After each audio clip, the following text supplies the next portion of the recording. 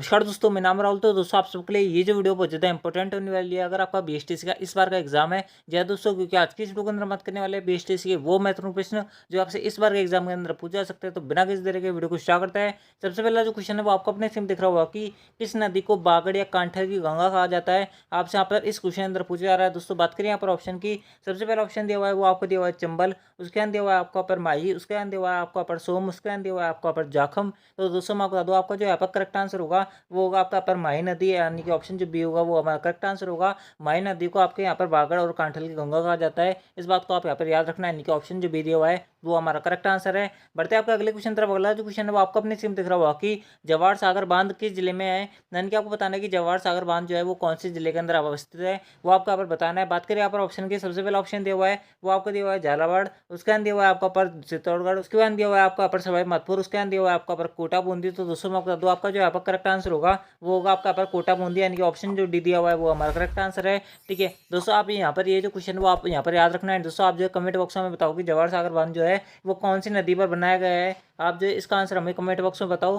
ठीक है, बढ़ते हैं आपका अगले क्वेश्चन तरफ। अगला क्वेश्चन है वो आपको अपने इसमें दिख रहा होगा कि इस क्वेश्चन के अंदर थोड़ा सा यहाँ पर मिसप्रिंट हो रखा है, यानी कि थोड़ा यहाँ पर क्या हो रखा है, इरेज हो गया है यहाँ पर मैटर। तो इसलिए आप जो है यहाँ पर रिमाइंड मत करना। मैं आपको इस क्वेश्चन को पूरा पढ़ के बता देता हूँ। इस क्वेश्चन के अंदर आपसे यहाँ पर क्या पूछा जा रहा था। इस क्वेश्चन के अंदर आपसे यहाँ पर पूछा जा रहा है कि भारतीय डाक विभाग ने लोक देवता पर यहाँ पर डाक टिकट जारी किया था। आपसे इस क्वेश्चन के अंदर पूछा जा रहा था। दोस्तों बात करें यहाँ पर ऑप्शन की, सबसे पहला ऑप्शन दिया हुआ था वो आपको दिया हुआ था पाबू जी, उसके अंदर दिया हुआ था आपको यहाँ पर देवनारायण जी, उसके अंदर दिया हुआ था आपको यहाँ पर रामदेव जी, उसके अंदर दिया हुआ था आपको यहाँ पर तेजा जी। तो दोस्तों मैं बता दूं आपका जो करेक्ट आंसर होगा वो होगा आपका पर देवनारायण जी। दोस्तों आप इस बात को ध्यान रखना कि देवनारायण जी जो है एकमात्र लोक देवता है जिनके नाम पर आपके यहाँ पर डाक टिकट जारी होता है। इस बात को ध्यान रखना है, ऑप्शन जो बी दिया हुआ है वो हमारा करेक्ट आंसर है। बढ़ते हैं आपके अगले क्वेश्चन तरफ। अगला जो क्वेश्चन है वो आपको अपने इसमें दिख रहा होगा कि मेवाड़ के रक्षक के रूप में निम्नलिखित में से किसे स्मरण किया जाता है। यानी कि आपको यहाँ पर बताना है कि मेवाड़ के रक्षक के रूप में किस व्यक्तित्व को हम जानते हैं। बात करें यहाँ पर ऑप्शन की, सबसे पहला ऑप्शन दिया हुआ है वो आपको दिया हुआ है झालाबीदा, उसके अंदर दिया हुआ है आपका पर भामाशाह, उसके अंदर दिया हुआ है आपका पर महासालीराम, उसके अंदर दिया हुआ है आपका पर महाराणा प्रताप। तो दोस्तों मैं आपको बता दूं आपका जो यहाँ पर करेक्ट आंसर होगा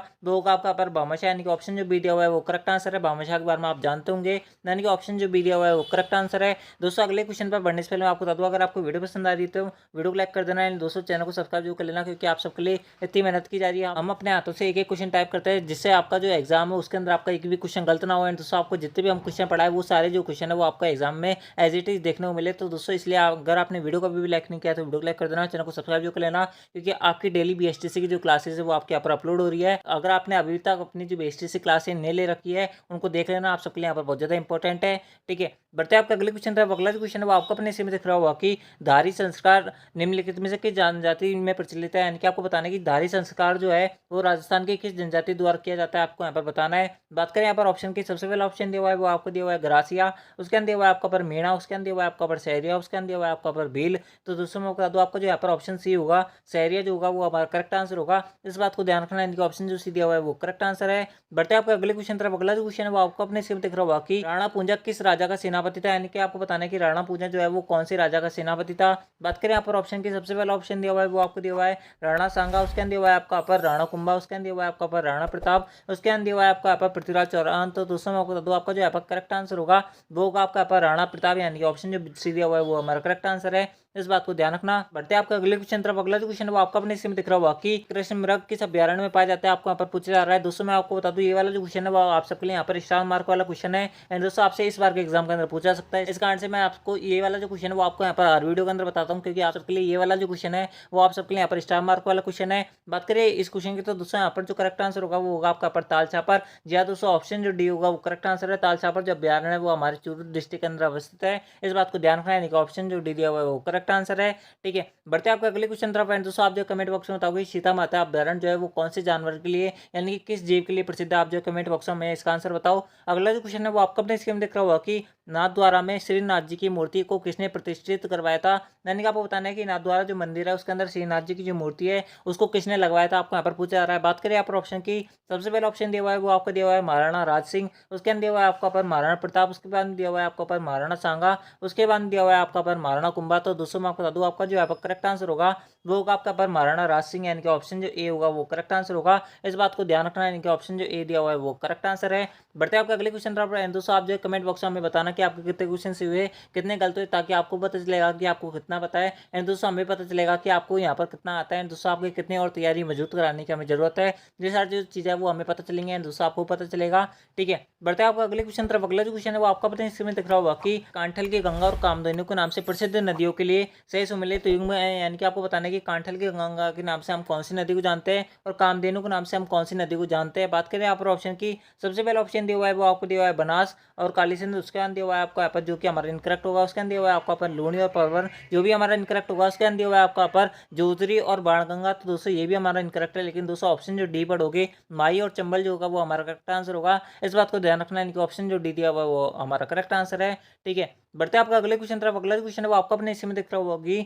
अगला क्वेश्चन है वो आपको अपने स्क्रीन में दिख रही होगी कि अगला जो क्वेश्चन है वो आपको अपने स्क्रीन में दिख रहा होगा कि निम्न में से किस जिले में चंबल नदी नहीं गुजरती। यानी कि आपको बताना है कि कौन सा ऐसा जिला है जिसमें चंबल नदी का बहाव क्षेत्र नहीं है, यानी कि जहाँ से चंबल नदी जो है वो वहाँ पर बहती नहीं है। आपको यहाँ पर पूछा जा रहा है। बात करें यहाँ पर ऑप्शन की, सबसे पहला ऑप्शन दिया हुआ है वो आपको दिया हुआ है चित्तौड़गढ़, उसके अंदर दिया हुआ है आपका पर कोटा, उसके अंदर दिया हुआ है आपका पर झालावाड़, उसके बाद दिया हुआ है आपका पर धौलपुर। तो दोस्तों आपका जो यहाँ पर करेक्ट आंसर होगा वो होगा आपका पर झालावाड़, यानी कि ऑप्शन जो सी दिया हुआ है वो करेक्ट आंसर है। झालावाड़ में सर्वाधिक वर्षा होती है, इस बात को ध्यान रखना। राजस्थान में सर्वाधिक वर्षा वाली जो जिला है वो आपका पर झालावाड़ है। इस बात को आप यहाँ पर याद रखना है। दोस्तों आप जो है कमेंट बॉक्स में हम बताओ कि झालावाड़ को हम अन्य किस नाम से जानते हैं, आप जो है कमेंट बॉक्स में हमें बताओ।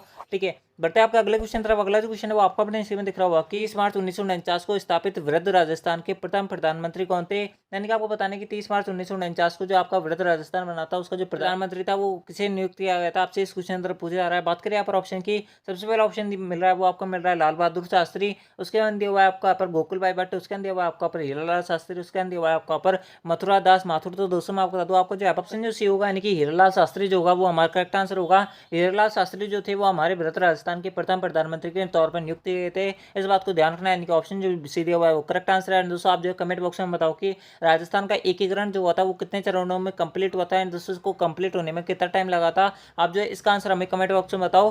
ठीक है, बढ़ते हैं आपका अगले क्वेश्चन तरफ। अगला जो क्वेश्चन है वो आपको अपने स्क्रीन में दिख रहा होगा कि निम्न में से किसने माउंट आबू के राजस्थान में विलय में महत्वपूर्ण योगदान दिया था। यानी कि आपको बताने कि ऐसा कौन सा व्यक्तित्व था, ऐसे कौन से व्यक्ति थे जिन्होंने माउंट आबू का राजस्थान में विलय करवाने में बहुत ज्यादा महत्वपूर्ण भूमिका निभाई थी, आपसे इस क्वेश्चन अंदर पूछा रहा है। बात करें यहाँ पर ऑप्शन की, सबसे पहला ऑप्शन दिया हुआ है वो आपको दिया हुआ है हीरालाल शास्त्री, उसके अंदर दिया हुआ है आपका पर सिद्धराज गड्ढा, उसके अंदर दिया हुआ है आपका पर गोकुल भाई भट्ट, उसके अंदर दिया हुआ है आपका पर विश्व मोहन भट्ट। तो दोस्तों आपका जो यहाँ पर करेक्ट आंसर होगा आपका पर गोकुल भाई भट्ट, यानी कि ऑप्शन जो सी दिया हुआ है वो करेक्ट आंसर है। इस बात को ध्यान रखना। सुरक्षित क्षेत्र से जो संबंधित थे वो आपका यहाँ पर गोकुल भाई भट्ट थे, इस बात को भी आप यहाँ पर याद रखना। ठीक है, बांगड़ का गांधी जो है इनको कहा जाता है, इस बात को भी आप यहाँ पर याद रखना। अगला जो क्वेश्चन है वो आपको अपने इसमें दिख रहा होगा कि महर्षि दयानंद का स्वर्गवास निम्न में से किस स्थान पर हुआ था। यानी कि आपको बताने कि महर्षि दयानंद जो थे उनका जो अंतिम समय था वो कौन सी जिले के अंदर व्यतीत हुआ था, उनका जो निधन था वो कौन सी जिले के अंदर हुआ था, आपसे यहाँ पर इस क्वेश्चन अंदर पूछा जा रहा है। बात करें यहाँ पर ऑप्शन की, सबसे पहला ऑप्शन दिया हुआ है वो आपको दिया हुआ है जयपुर, उसके अंदर दिया हुआ है आपका पर अलवर, उसके अंदर दिया हुआ है आपका पर अजमेर, उसके बाद में दिया हुआ है आपका पर जोधपुर। तो दोस्तों आपका जो यहाँ पर करेक्ट आंसर होगा वो होगा आपका यहाँ पर अजमेर,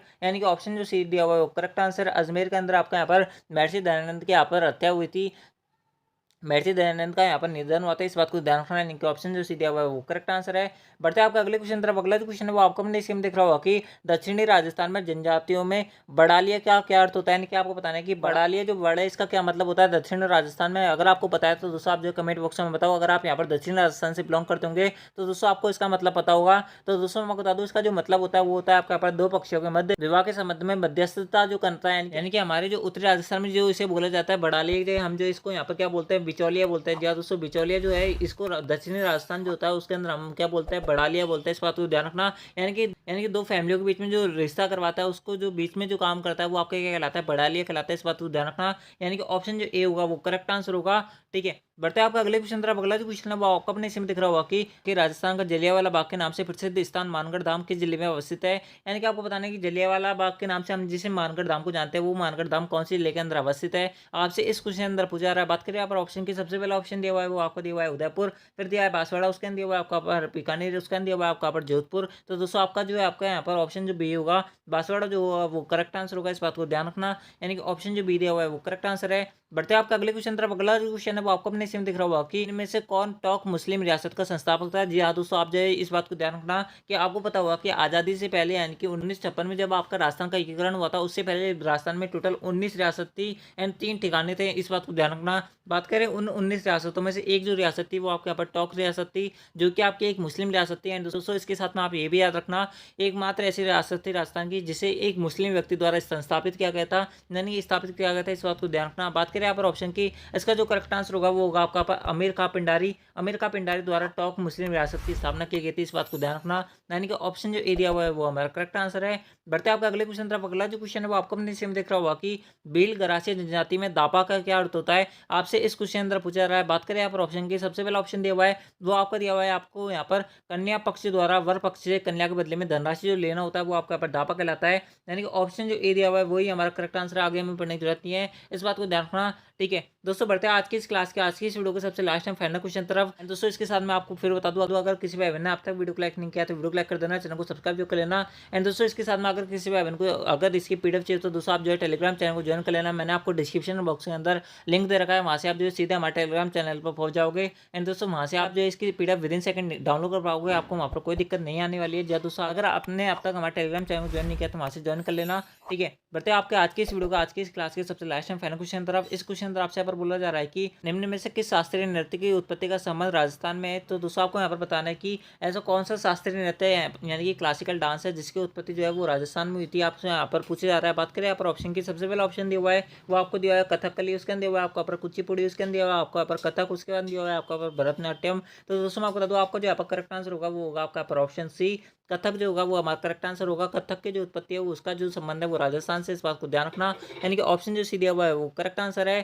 ठीक है, तो दोस्तों इस प्रकार से ये थे आपके यहाँ पर बीएसटीसी से रिलेटेड मोस्ट इंपोर्टेंट क्वेश्चन जो आपसे इस बार के एग्जाम के अंदर पूछा जा सकता है। आई होप आपने इस वीडियो को शुरू से एंड तक देखा होगा। एंड दोस्तों अगर आपको वीडियो पसंद आई तो वीडियो को लाइक कर देना, चैनल को सब्सक्राइब कर लेना, क्योंकि आप सबको बीएसटीसी से रिलेटेड ऐसी और कई बेहतर कंटेंट और कहीं प्रोवाइड नहीं करवाया जा रहा, इस बात की मैं गारंटी है। एंड दोस्तों मैं आपको फिर बोल देता हूँ, अगर आपको वीडियो पसंद आए तो वीडियो को लाइक कर देना, चैनल को सब्सक्राइब कर लेना, क्योंकि आप सबको यहाँ पर बीएसटीसी से रिलेटेड सबसे बेहतर और सबसे अच्छा कंटेंट दिया जा रहा है, इस बात की गारंटी है। ठीक है, तो दोस्तों आज की इस वीडियो के अंदर बस इतना ही, मिलता है आपके नेक्स्ट बीएसटीसी वाली वीडियो के अंदर। जब तक ले जय हिंद, जय भारत, जय हिंदुस्तान। एंड दोस्तों अगर आपने पहले वाली वीडियोस नहीं देखी तो उनको देख लेना, आपको प्लेलिस्ट वाले ऑप्शन पर बीएसटीसी 2023 करके आपको वहाँ पर प्लेलिस्ट मिल जाएगी, उस पर जैसे जाओगे वहाँ पर उसके अंदर में आप जो अपनी जो बीएसटीसी और जो क्लासेस हमने अपलोड कर रखी है उनका आप वहाँ पर विजिट कर सकते हो, देख सकते हो। एंड दोस्तों अपना जो स्तर है उसको जा सकते हो एंड और अपनी तैयारी जो है उसको मजबूत कर सकते हो। तो दोस्तों आज की इस वीडियो के अंदर बस इतना ही, मिलता है आपकी नेक्स्ट बीएसटीसी वाली वीडियो के अंदर। जब तक ले जय हिंद, जय भारत, जय Hindustan. Thanks for watching, thank you.